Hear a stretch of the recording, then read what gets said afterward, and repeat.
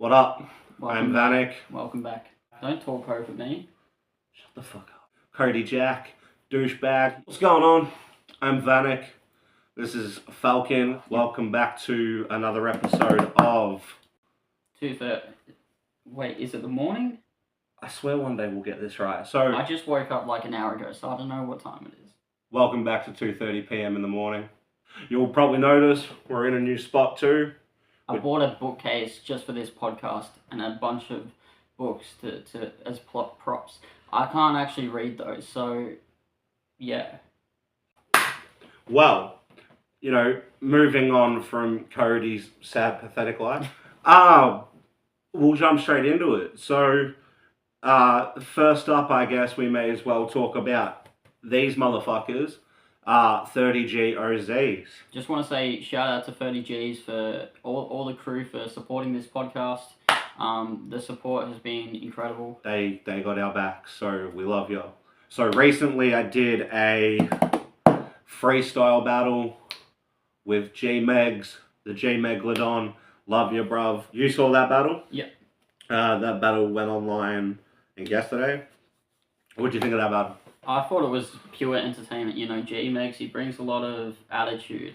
I would say, it was a freestyle battle, and personally, I couldn't have done it as well as any of the guys that did it. But I feel like if G-Megs had some, better punchlines and stuff, he'd be killing it. Yeah. But the attitude, the charisma is just amazing. That's the thing with G-Megs. G-Megs has confidence, unbreakable confidence. He frees, as you said, if he could write a little more, try and structure some of his bars, he'd be an unstoppable force. But for a freestyler, even if the bars are kind of lacking, you don't care, because you're just sort of swept up in the energy of it. So the reason that battle happened was obviously we were meant to do the Cypher battles, which is something 30G have been trying to pitch for a while. But it didn't happen the way it was supposed to. So we just sat around and we cyphered and we freestyled and whatever. And then to wrap the day up, I was like, fuck it. I want to battle someone. And, Megs was an easy choice because he's a weapon. But it was good fun. And definitely worth checking out. Also, you wanted it. You asked for it. You frothed for it. You needed it. I fucking delivered. We delivered. 30G delivered the footage. Me vs. Dove is now online. Some of the best rap battle rounds I've ever seen from Vanek. The battle itself sucked though. I'm just gonna keep it real. The battle was a disappointment, but Vanek did not disappoint. Yeah. And what Cody's referencing again, not really worth getting into. If you know. But due to some unforeseen circumstances and complications, the full video was not put online. But I have my round out. I was given permission to put my round up. So I've done that. It does go for a little bit, but the idea was to have 2 rounds untimed. Unfortunately, there was only really time for this particular battle for me to do 1 round. So I took both my rounds and I mashed them together. And that's what you'll see if you check that footage out. That is on my YouTube and definitely worth a look. Thank you for the kind words, my brother. And that's why I'm looking forward to your battle with Donkey, because I've seen some of Donkey's battles online and the dude is incredible. So yeah. You're up for some competition. Yeah, 100%. I know that the Donkey battle's going to be a good one. It's not going to be an easy win. If I do win, hopefully I win. I'll probably win, but it ain't going to be easy. But I'm really looking forward to it. It's going to be a good event. This event, like I said, it's probably going to be done by the time this episode comes out. But, watch our space, watch 30G's space, and keep an eye out for those videos.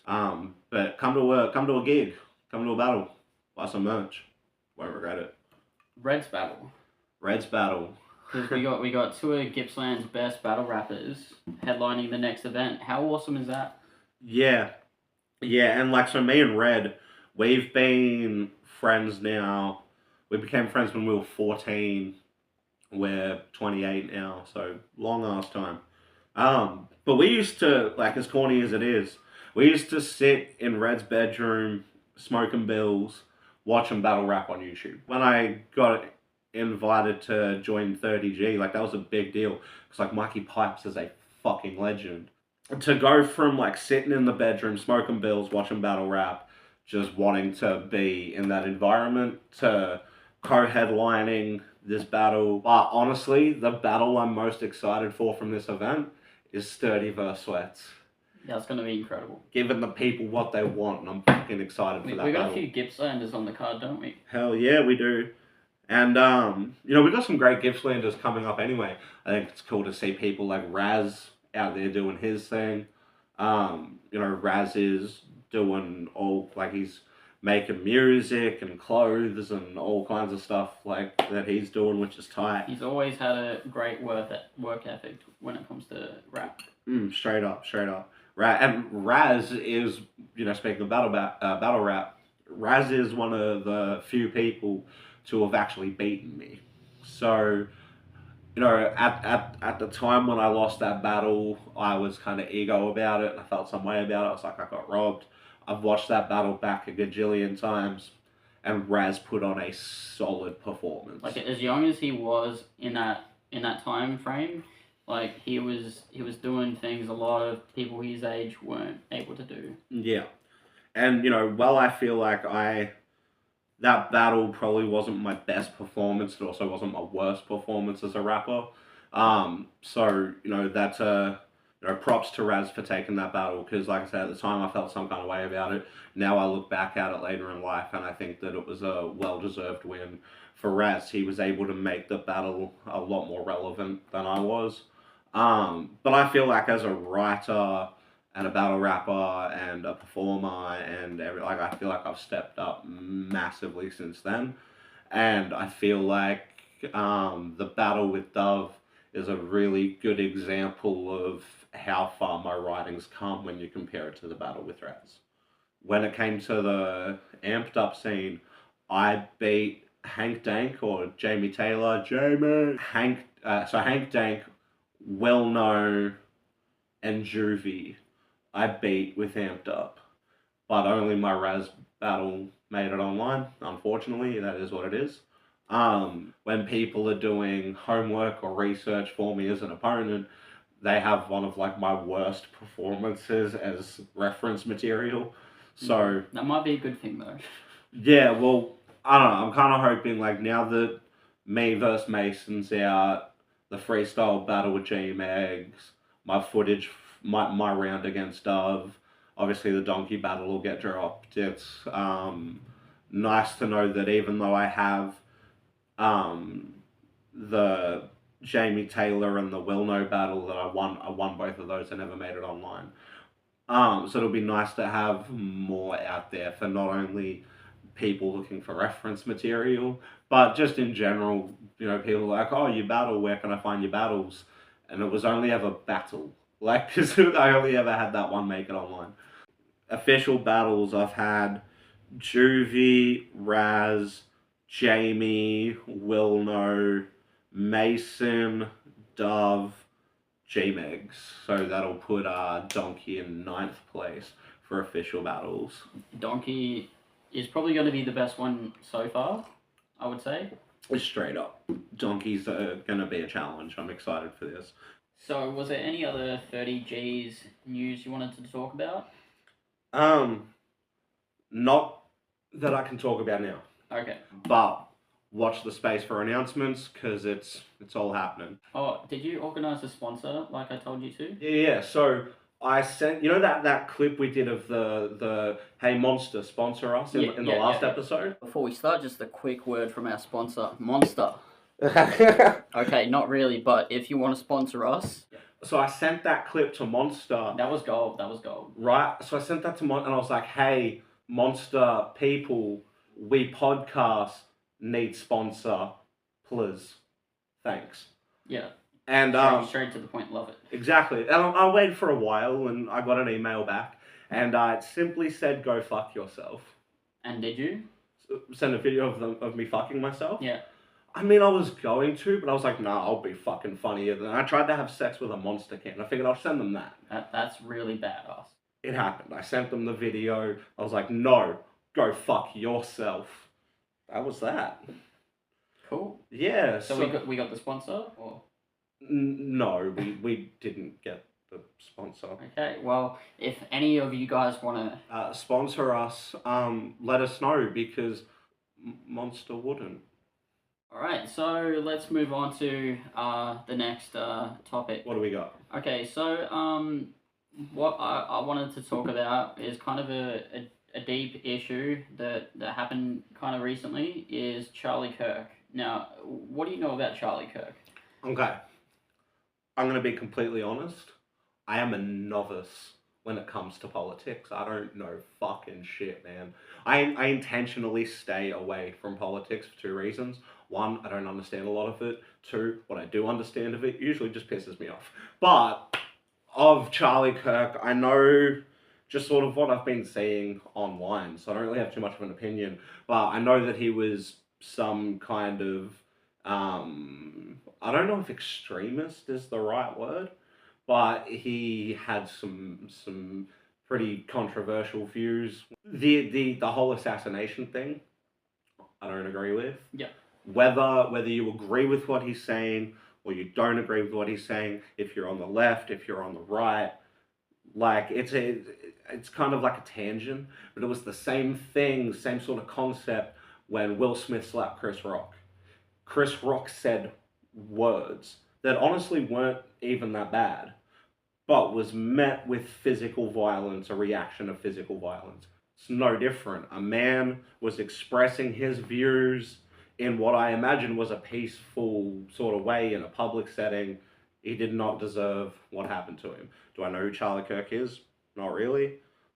Do I care about his opinions and views? Not really. And therefore, I don't feel one way or the other about him as a person. The assassination was wrong, like plain simple. I mean, they missed Trump. They hit this guy. What the fuck? Yeah, like here's the thing, right? When you're the president of the United States or the leader of any country, you've got a target on your back.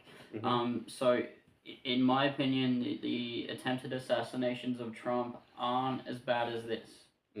Like the assassination or attempted assassinations of anyone is no good. Like, I mean, if someone was attempting to assassinate Hitler, I wouldn't lose any sleep over it. But generally speaking, we shouldn't be trying to kill people based on words. I would say that, you know, if you're not well versed in politics or him as an individual, I can understand why you might, even though you said that an extremist isn't quite the right way to describe him, I can understand why someone would think he is an extremist based on how he's portrayed by certain aspects of the media. But as someone who's, look, to be fair, I wasn't a huge fan of Charlie Kirk myself, but I was a bit more well versed in what his opinions were, and I would say controversial, absolutely. An extremist, no. Well, I think of Ben Shapiro, right? Yeah. Ben Shapiro has some fairly controversial thoughts. Yeah. Travels the country and the world with round the clock security.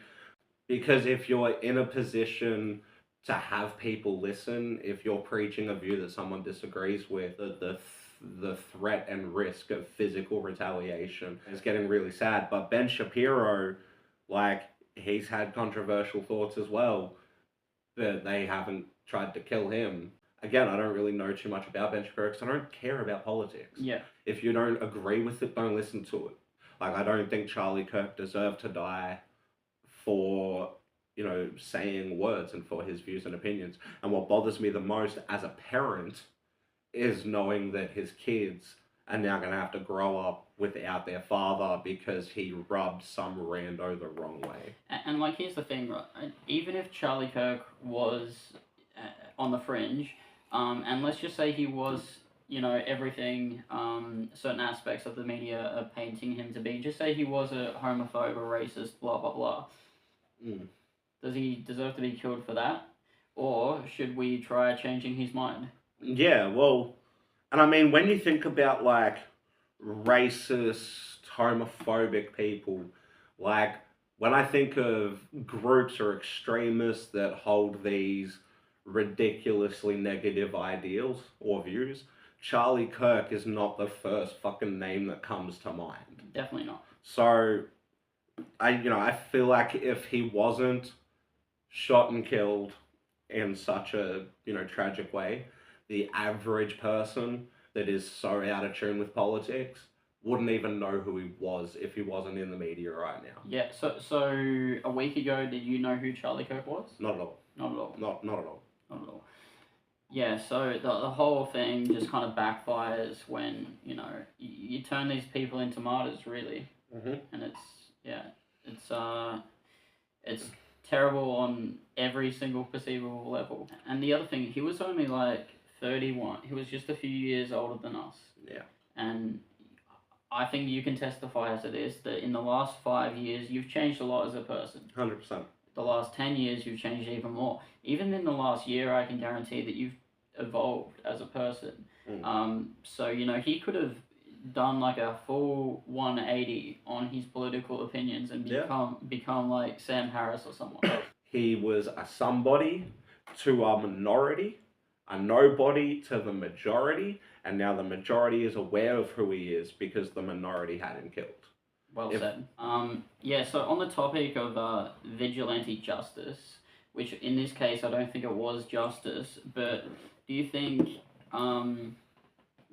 it's reasonable to take justice into your own hands in certain situations, or do you think it's not justifiable but understandable?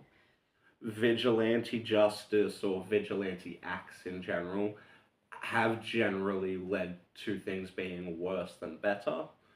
I would say justifiable in a loose sense of the word would really depend on the topic. Yeah, but even in the comic book world, they let's just look at Marvel for example. You've got the two opposing sides of tackling the same issue. You've got the Punisher and you've got Daredevil. Daredevil's very much let's do things by the book. Let's be legal about it, even if the system sucks. The Punisher's like, well, the system sucks, so we kind of need to go against the system. If my next door neighbor was a convicted pedophile, and I knew that he was doing still, even after jail, after being convicted, still doing nasty things, and somebody broke into his house and killed him, I wouldn't lose any sleep over it. That being said, I wouldn't, recommend. I wouldn't recommend taking justice into your own hands. Well, that's the thing. Like with the next door neighbor is a pedophile, killing him. If somebody broke into his house and killed him, understandable. You can understand why they did it, but is that justifiable? Even if you understand and the reason behind it, regardless of how dark or messed up or whatever, if the reason behind it is even slightly relatable, then you'll understand where they're coming from. But does that make it justifiable? It gets into a tricky situation because, then you could just label someone as a pedophile and have them offed. And it's like, well, it was justifiable because this person was but without that proper justice hearing, like a court trial, then we don't actually know. Yeah. So, well, I think a really, really good example of vigilante justice being right on the line, right, was Richard Ramirez, the Night Stalker, one of 80s California's worst serial killers. Ramirez was so unique because he left no patterns, no real evidence, all these sorts of things. He was throwing the cops for a loop. When they finally got a composite sketch of his face, it was released to media stations, in newspapers, in magazines, put in shop windows, etc. So everybody overnight knew Richard Ramirez's face, photographed in their minds. The day Ramirez got caught, he saw his face on the news, and he saw his face in the papers, and he ran, bailed. After a series of incidences, he turned onto a street where a large group of Californians kicked his fucking teeth in and then called the cops. No broken bones, but badly injured, and the cops didn't give a shit. They rocked up, slapped him in cuffs, and he went to jail. that in that case, like I said, it boils down to the situation. This group of people had been spending months and months and months hearing all about Ramirez on the news. What they did led to his arrest. They didn't let him go, they didn't kill him, but they beat on him something brutal and then just physically held him there until the cops rocked up. So I would say that, again, is it justifiable? I don't really know. I don't really care. Understandable, 100%.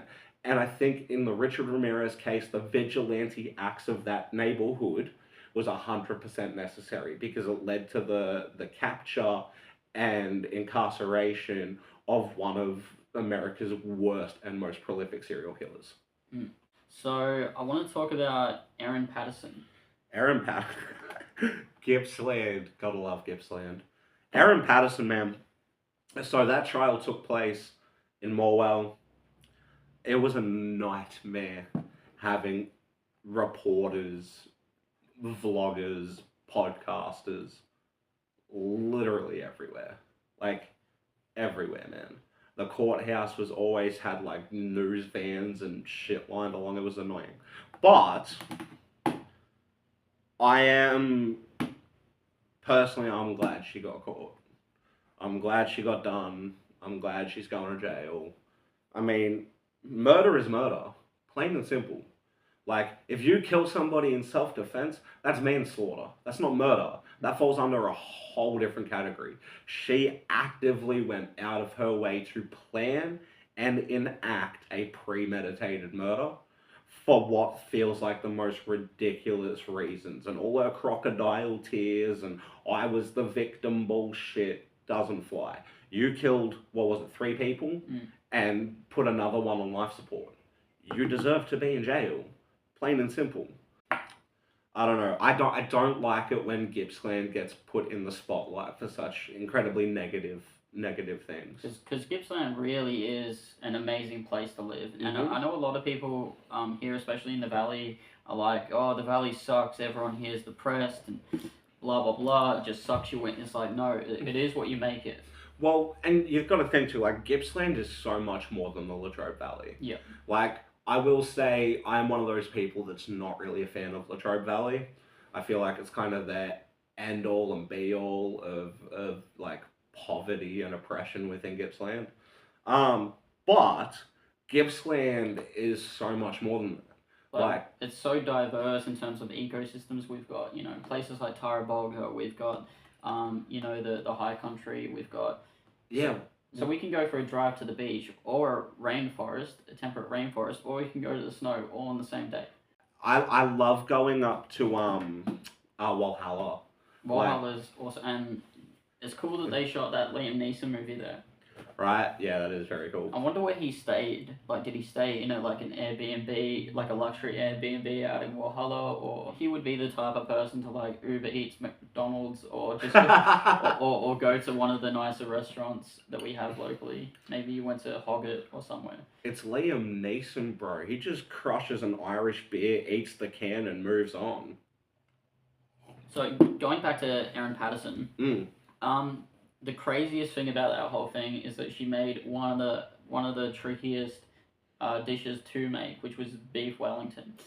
Like that's not easy to make. I don't even know what a beef Wellington is. Like, So basically, you get tenderloin, and then you sear it off, and then you cook a mushroom duxer, which is like mushrooms and shallots and whatever.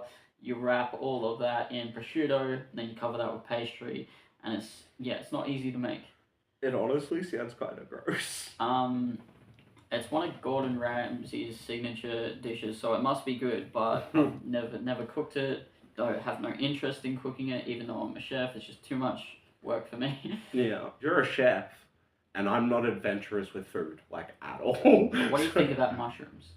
Mushrooms, I go kind of back and forth on. Yeah.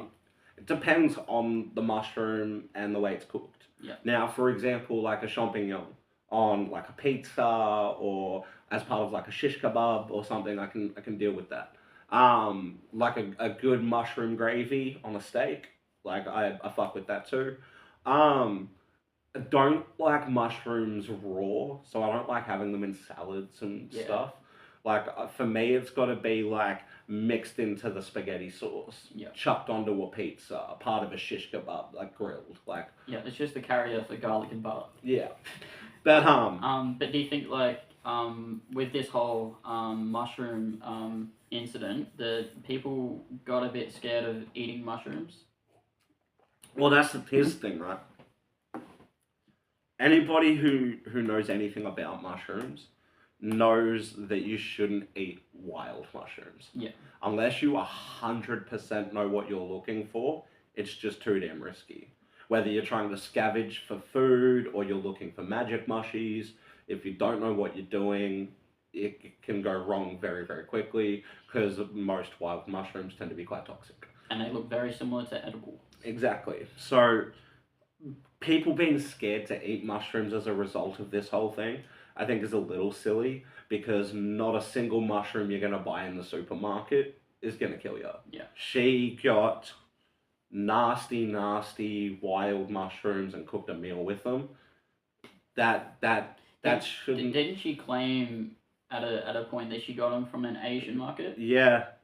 Like if you're making beef Wellington, which is this like European dish, why would you buy Asian mushrooms? That doesn't. Well, I remember reading an article that suggested. Now I don't know if it was legit or if it was clickbait or whatever, but the article suggested that remnants of her trash were tested by police or whatever, and it was found that the only mushrooms in the dish were mushrooms that could be found at any local supermarket, which obviously is not true. So it makes me wonder if that article was legit or if it was clickbait. Yeah, I don't know. I haven't looked too much into the specific details, but I do know that the media, once the story died down a bit, the media didn't really have anything else to talk about it. Well, it's becoming a Stan documentary now.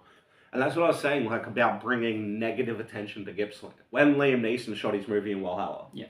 that brought a positive light to a small little corner of Gippsland. Like we got some of the best beaches, and I don't really like the beach to be honest, but we've got some of the best beaches in Australia. I fucking love the beach, and I will attest to this. If you're in Gippsland, you come to Gippsland, a holiday, whatever, you want some good beaches to hit up, fuck Inverloch. Don't bother with Inverloch. Cape Patterson's where it's at. Anywhere along the coastline of Phillip Island where they have designated beaches are definitely worth it. Anything on the 90-mile beach, like Golden Beach, also 100% worth it. What's the beach on the far side of Wilson's Prom? I can't think of the name, but I know what you. Some amazing beaches turning into a travel agent for Gippsland. Gippsland is where it's at, man. G-Land all fucking day. Melbourne's nice. I love going up there, but on occasion. But let's keep talking about Gippsland because Gippsland's known for coal power. We have most of the coal power plants in definitely Victoria, but I think Australia in general. Yeah. We supply power to most of Victoria and I think some of Tasmania. Yep. But coal power plants are obviously not good for the environment when it comes to CO2 levels. But in saying that, we need electricity to do a lot of things in the modern world, which makes me think about nuclear power. Mm-hmm.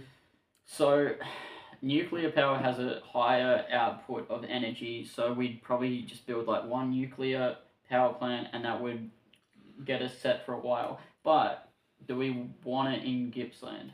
Well, here's the thing, right? Nuclear power is cleaner and more efficient. I get that. At that same time, for the slight benefits that come with nuclear power, the risk of something tragic happening is too great for me to support having a nuclear plant in Gippsland. I don't support nuclear power, period. There are numerous incidences throughout human history that have taught us over and over and over again why nuclear power is not the right way to go. It's clean, it's efficient, but you make one little mistake and it can be catastrophic. Even the person who discovered radiation and uranium, Madame Curie, was studying the effects of nuclear energies and things like that. And she died from radiation poisoning. That alone is proof enough that while it may work, it ain't worth it. So, and you think about if we get a nuke plant in Gippsland and we have a meltdown, Latrobe Valley's in the fallout zone. Bass Coast is in the fallout zone. West Gippsland, Bawbor Shire in the fallout zone. Like, there's not a single part of Gippsland that would be spared if the meltdown were to occur. So I would say that, yeah, when it comes to energy output and all that, Australia probably would benefit from going nuclear, but it has to be zoned properly, away from sensitive ecosystems. But I don't think there is a good way to go about it. I think unless we come up with some magical way of doing energy, society might be better off going the other way. Yeah. And leaning more into natural ways to do things, like using, obviously if everyone used a wood fire, we'd probably have no trees left. But, for people who live rurally, that's probably the best option. I would still much rather be coal powered than nuclear powered. Because at least, like, the coal fire happened, the mine fire happened in Morwell, and the air pollution got real bad. For the most part, though, we got through it, it cleared itself up or whatever, we moved on. Can't do that if the mine fire happened and it was fucked for a little bit. If we have a nuclear meltdown, that fucks everyone permanently. Yeah. And it's just not, even though it's clean and it's efficient and it's viable, it's just not worth the risks. Yeah. I think we probably need to diversify into all forms of energy: wind, solar, coal, nuclear, if it's done right. We probably need all of it. And unless, there's some idea that Tesla came up with 100 years ago or whatever. I don't know. When was Tesla alive? I don't know.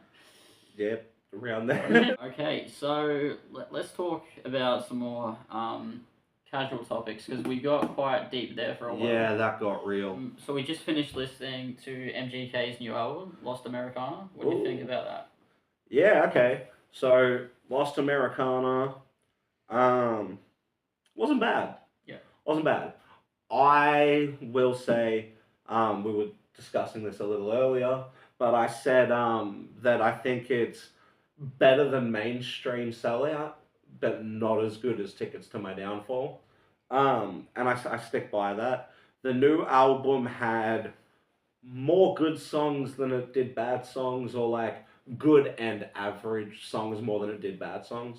But ultimately still not really for me. I feel like for the most part it's enjoyable background noise. Yeah. Although there were a few songs that I really like his spin on that Third Eye Blind song. Semi Charm Life. Yeah, so I really liked his spin on that. But yeah, Don't Wait, Run Fast. Why wasn't that a single? I don't understand. Whoever's running MGK's label. Yeah, I would say for me personally, Don't Wait, Run Fast and Tell Me What's Up are probably the best tracks on the album. Yeah. So it's been like 6 years since we've had a rap album from MGK. Look, that's what he should have done after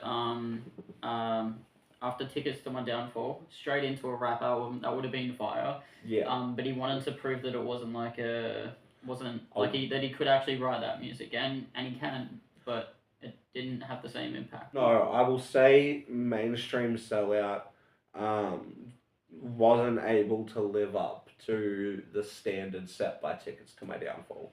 Not to say the mainstream Sellout wasn't an okay album, but of the last few albums he's done, it's definitely at the bottom of the list. MGK's been dropping like freestyles, teasing that he might go back into, and he dropped that single BMXing. I really like that. Yeah. So I think he probably wants to do rap again, but he's making so much money off the pop punk stuff. Do you think it was nostalgia bait? The album? The album, I would say his previous album definitely was. But what do you think of this one? Starman, like that's definitely a nostalgia bait. Yeah. The title Starman was a David Bowie track. Yeah. Right? Absolute phenomenal track. But so when I read the title Starman, Like, I hadn't heard the song yet, I just saw the title. I was like, okay, so it's going to be some kind of crappy David Bowie remix. And then it ends up being a remix of Semi Charm Life.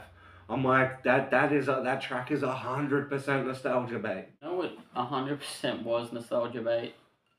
Happy Mm. Gilmore 2. Like, some of the story, I kind of understand they needed to push that. Like, it's kind of hard to do it without spoilers, so we might. Movie's been out long enough. If you didn't see it already, that's your fault. Yeah, it ain't on us. So there's going to be some spoilers. If you don't want to see spoilers, just skip ahead.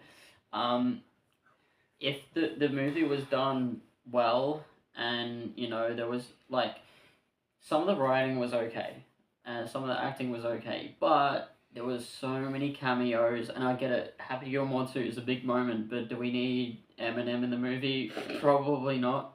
I had my notebook. I had like a list of cameos in the back of my notebook that I wanted to call out for just being forced. It kind of felt like the cameos in Grown Ups 2. Yeah. Grown Ups 2, that was unnecessary. Yeah. Grown Ups 1 was like one of my favorite Adam Sandler movies that had a really heartfelt story. It was a banger. Is that I think that too may be the first time they all got together on screen since like the early 90s when they were doing SNL and that sort of stuff. Yeah, the only difference is Chris Farley wasn't there, unfortunately. R.I.P. to Chris Farley. Bro, Chris Farley's not gone, man. He's just living in a van down by the river. It's a SNL joke.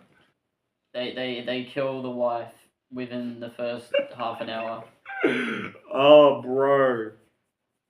Yeah. I get it. They need some motivational material, but it just seemed a bit like, really? That was in my cons. Like, it seemed like the most ridiculous. Like, what's the laziest thing we can think of to motivate Happy? I think the motivation of just wanting to provide for his daughter should have been enough. Personally. Yeah.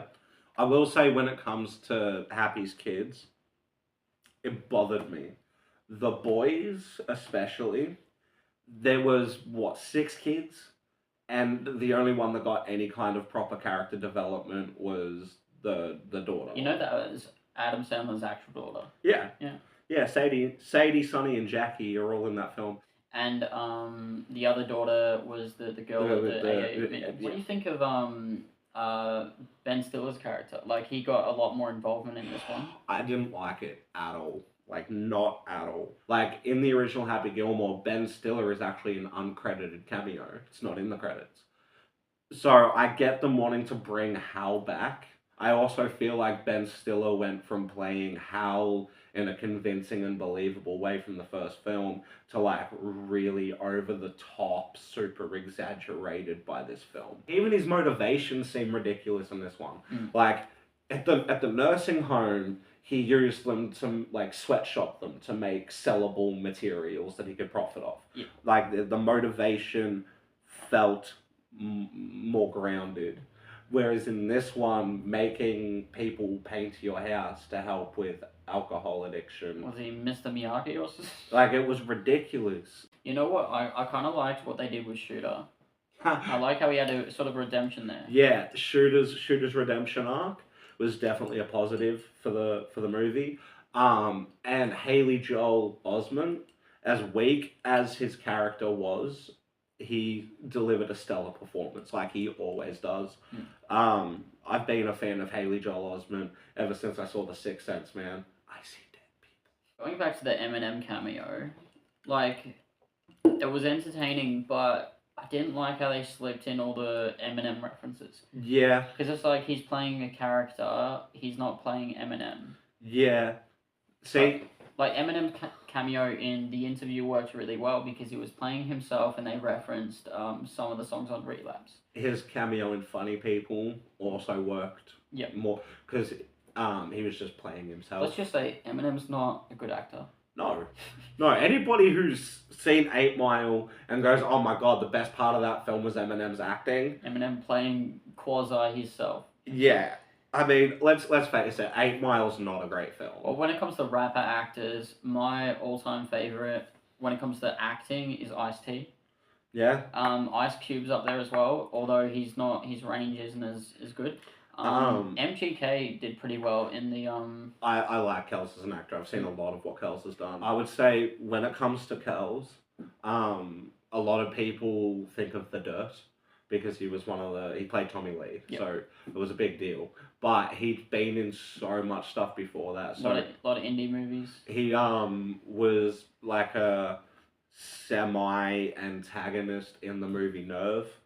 He was one of the main actors on the TV show Roadies, which only lasted for 2 seasons, unfortunately. But Midnight in the Switchgrass, Project Power, I really like Kells So as an yeah, actor. Eminem didn't need to be in this movie. No, not at all. I found the character entertaining, but the other thing is they kind of they brought back characters from the first film, but as like their kids or whatever, Right. and that was just weird.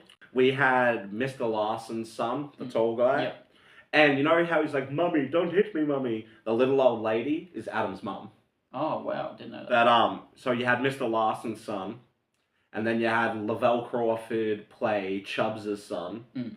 You had Eminem as the jackass guy's son. But what I don't get is why they need to be like carbon copies of the predecessors. Yeah, well, Lavelle Crawford's character, Chubbs' son, is also missing a hand. Like why? Yeah, exactly. Like, it's so unnecessary. Like I'm sure they explained it, but like No, they don't. don't they? No, they don't. Okay. They well, never once touch on it. Rob Schneider's cameo. What do you think? Like we always need a Rob Schneider cameo, Can't do it. even though I don't think Rob Schneider cameoed in the original Happy Gilmore. No, he didn't. Where was Alan Covert? That was a big one for me, was no Alan Covert. I was so bummed that Happy was breaking in a new caddy played by fucking some Spanish rapper guy that I've never heard of in place of Alan Covert. If we were gonna get a Happy Madison sequel, Grandma's Boy 2. Oh, dude. Grandma's Boy is one of the greatest fucking cheesy comedies that Happy Madison ever brought out, man. It's a classic. Yeah, bro. I would say Wonderful. that like Pineapple Express is great, but Grandma's Boy is very underrated. If we're talking like stoner comedies that are just classics, Pineapple Express for me, it's too polished, doesn't even make the cut. Whereas something like How High, Half Baked, Mac and Devon Go to High School, Grandma's Boy, these cheesy B-grade budget stoner comedies, that's what makes them work.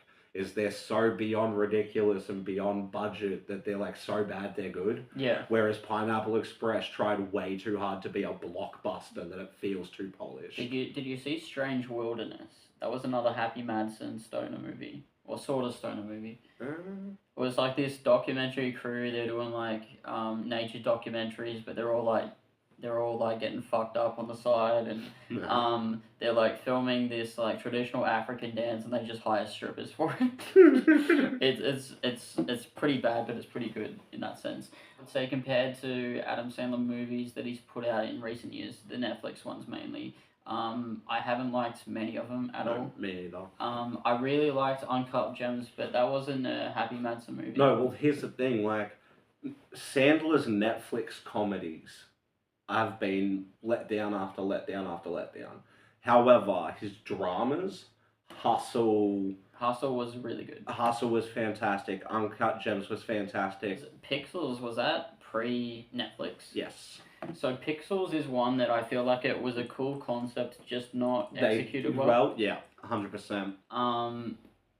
What was the last good like comedy Adam Sandler movie? Would you say That's My Boy? That was a pretty good one. Like, Yeah. that was really full on for Sandler. Yeah, kind of funny. Just after that movie came out, like I was like a kid on Twitter, and I was like tweeting all these things, and I saw that movie, and I tweeted, "Hey, just saw That's My Boy," and I tagged Vanilla Ice and Adam Sandler in it, and then Vanilla Ice retweeted it and followed me back. Unfortunately, I don't have that Twitter account anymore, but that was a funny moment because I wasn't a Vanilla Ice fan. Do you know that's how I got into rap? Really? So I've told this story a ton of times to different people. I actually told this story on the live stream I did with 30Gs. Yeah. But, so when I was a young kid, and because I've been rapping since I was 9, so I'll be rapping 20 years next year. So I was really into poppy kind of music. I was into all kinds of music, just not really rap. Like I didn't really know rap. I knew who Eminem sort of was, but I didn't give a damn. He was like that. The only song I sort of knew was "Cleaning Out My Closet," and I was just sitting in the back of the car one day, and Ice Ice Baby comes on, right? And I was a Queen fan. I've been a Queen fan my whole life. Mm. I hear that do do do do do do. I'm like, oh Queen, turn it up. Mum turns it up in the car, and all of a sudden I hear stop, collaborate and listen. I was like, if someone this fucking corny can make a song this fucking good, then surely I could do it. Not long after that, I saw 8 Mile for the first time, the whole battle rap scene. I was like, I can definitely do this. And I've been doing it ever since. So your first favorite rapper, was it Vanilla Ice or was it Eminem? No, it was Eminem, but I credit Vanilla Ice with piquing the beginning of my interest in hip hop. So I would say my first favorite rapper was 50 Cent. I was a huge 50 Cent fan. Before I was an Eminem fan, I was into 50 Cent. Got all of his CDs. Got his first video game, which I just sat there like I played that more than any other game. And it was cool. It had the music videos. You could unlock the songs, and it got you fans of the other G Unit members. Yeah.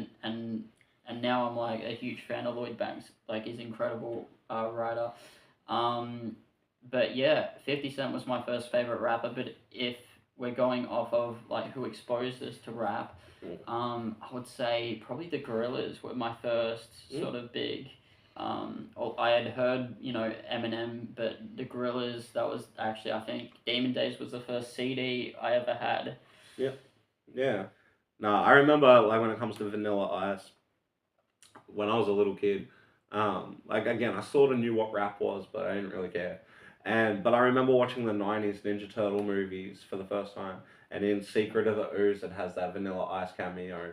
He's doing the ninja rap, and I had no idea. Like I didn't put two and two together that the guy rapping over the Queen beat was the cheesy cameo guy from Ninja Turtles. You know what annoys me about Ice Ice Baby? Is it's a banger, and a lot of people are like, well, he just copied Queen, and it's like, no, he sampled Queen. He did like the thing is he didn't give proper credit initially, and legally kind of fucked himself. But man, Sugar owns 50%. Queen owns the other 50%. I owe money when that shit gets played. But the song itself is a banger, and the way that he sampled it, he didn't sample it any differently to any other rap song that was doing the same thing. So Yeah. I think Ice Ice Baby gets a lot of unnecessary hate when it shouldn't. Straight up. What about Marky Mark? Did you get into Marky Mark? Not at all, But bro. Marky Mark had some bangers too. Marky Mark and the Funky Bunch. Yeah, but like nostalgia bait. So Happy Gilmore 2, definitely nostalgia bait. Oh. MGK, I wouldn't say 100% nostalgia bait, but he's leaning into a certain sound that people want again. I said this to you in a different conversation that looking back, we're not gonna have much to look back on because we're riding off the nostalgia from the 70s, the 80s, the 90s. This era needs to have their own thing. Yeah, so that kids today can be nostalgic about it 20 years from now. Yeah. But 20 years from now, people are like, remember when Kanye released that? Da da da da. Bro, I haven't listened to anything from Kanye since he put out Power. Yeah. Like, that was the last song I listened to from Kanye. Because it was fire. No one man should have all that power. I love that song. Yeah. But I ain't never fucked with Kanye. Like, never in my life. I was a big Kanye fan from when Graduation came out. I saw Stronger they had the MTV Awards on TV for some reason, and he had those glasses with the lines in them. I'm like, this guy is the coolest guy ever. Man, it's okay. Reach out for help if you need it. Nobody should have to like Kanye West and go through it alone. There are support groups for people like you, bro. But then through Kanye, I got into Timbaland because it was like a very similar style of music, and Timbaland is one of the most iconic producers ever. Apologize. Who did Timbaland do that track with? One Republic. One Republic. That song was fire, man. I remember being a kid and having that song on the radio, like in the top 40 and shit. That song, still to this day, you look back at it, fire. That was a very diverse album because on that album he had a song with Tony Ayo and 50 Cent. He had a song with Jet, I think. He had a song with Elton John.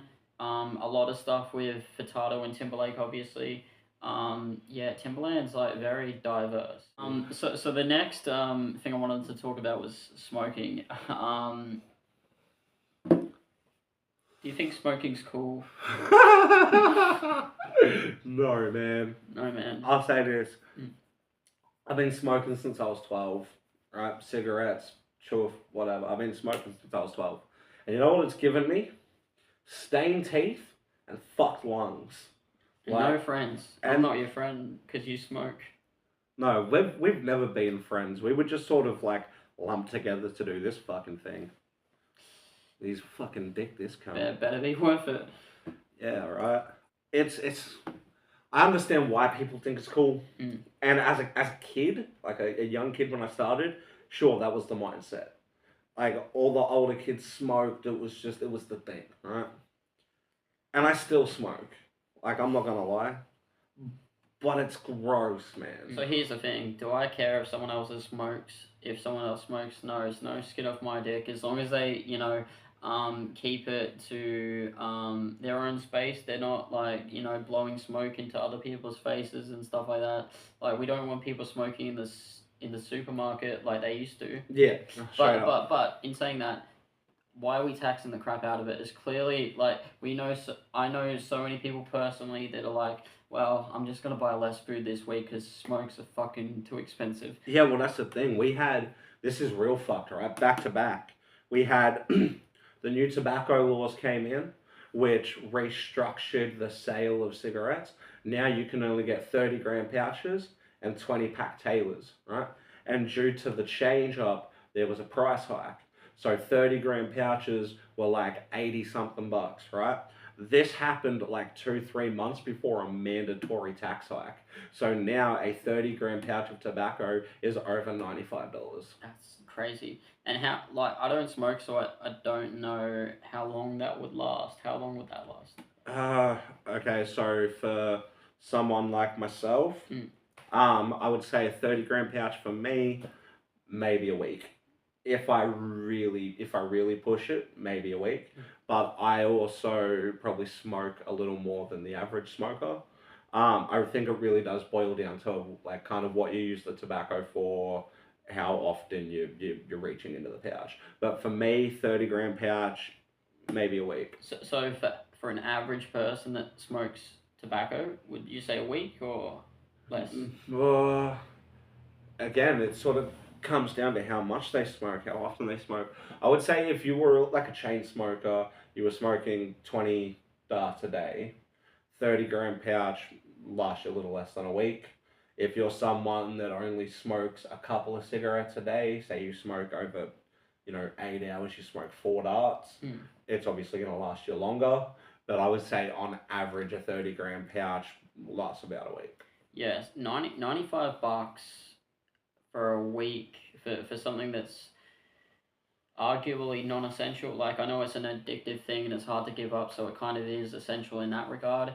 But like for someone on a really tight budget, that's a lot of money. Especially like when in certain countries they don't tax cigarettes, they basically give them away.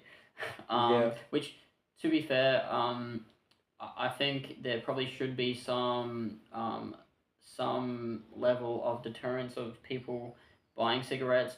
But as I said, it's addictive. So Yeah. if you're addicted, you're gonna find a way to get it. It's like you're gonna live on instant noodles and crackers. Yeah, well, see, and that's the thing, right? Having all these price hikes and whatnot, it's not going to deter people from smoking. It's simply going to add to the crime rates, add to the oppression, because now people are desperate to get money to buy cigarettes, and being desperate is never a safe place to be. No.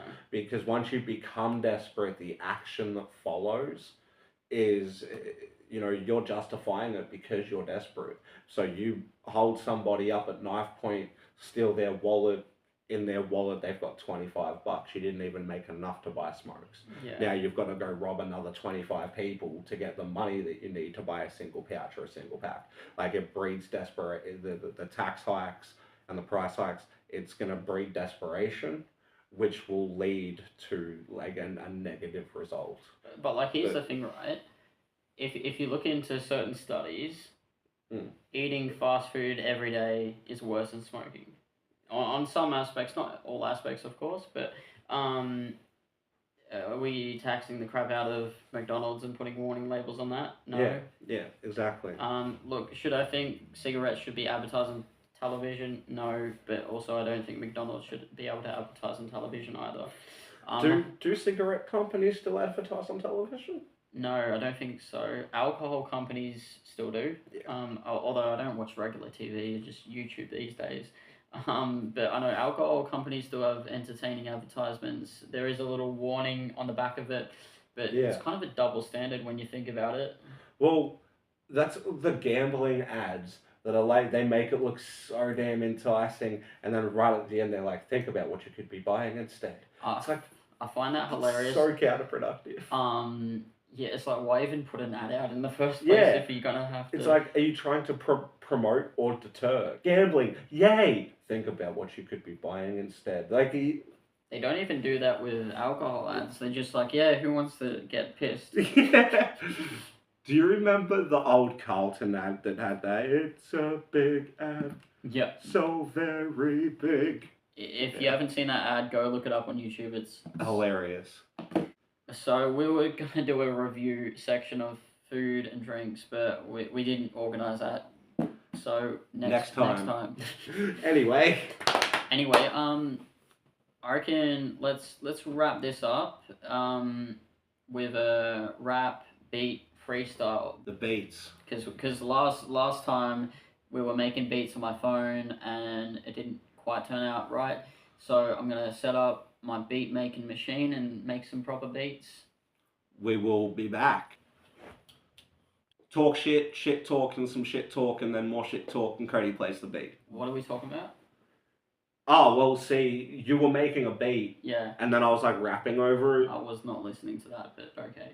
Yeah, no, I figured you weren't paying attention. You were just off in the corner cranking one out. Little makeshift Hunter S. Thompson. Yeah, we're gonna spit some raps and wrap it up.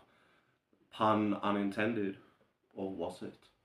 We'll never know. Yeah. Oof. Yeah.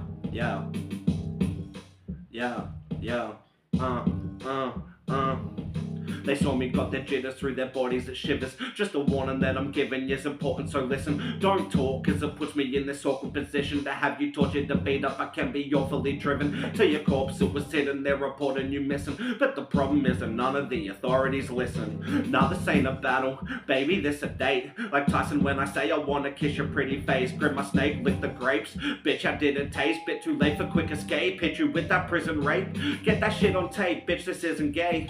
It's more like alpha dog dominance on display. Waddle into my domain, full throttle to complain. I just rage while you cop a grog bottle to the brain. I'm insane, just a nutcase, raised in a madhouse full of black clouds and clowns, but never back down. Blacked out in a drug haze, I'm a snap now. A matchstick does with a buzz, sick, and that's how I came to be. This flame spraying heat, check the name, it's a V. Letter stained on the beat from the street, jumper train feet laid on the seat, saying need my dairy, yeah, let us break free.